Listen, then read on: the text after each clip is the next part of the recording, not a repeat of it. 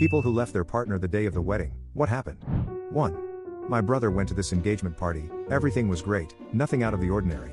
Wedding comes around 3 months later, he shows up. And it's a totally different bride.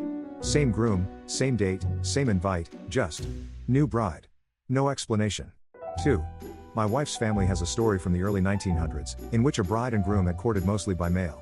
The day of the wedding, bride got cold feet. The family was trying to figure out what to do when the bride's sister piped up and said, "I'll marry him." The groom thought about it for a few minutes and decided he was in. The wedding proceeded as if nothing had happened, and they allegedly were married 50 plus years and produced a big happy family. 3. My friend did this like 20 some years ago.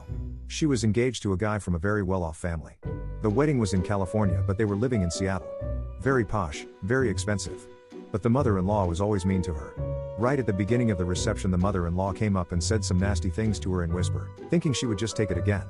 She lost it, families got involved, and she ended up on a plane back to the PNW that night.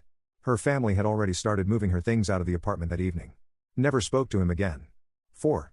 A colleague of my husband's texted him about a week before the wedding saying something cryptic like, "If I'm in Key West on Friday, the wedding isn't happening," so he was clearly having thoughts prior to. But social media showed that the rehearsal dinner happened the night before the wedding and he was there, so we figured he had gotten over it. We had family in town and weren't planning to attend the wedding anyway, but my husband texted a congratulatory message later on the day of. Guy replied from Key West. He did not show for the ceremony.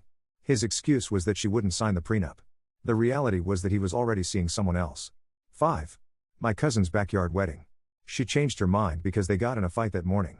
My uncle still made barbecue and it just turned into a typical family hangout. They got married the next weekend anyway. Not a very exciting story. They are still married like 22 years and 3 kids later though, so that's something.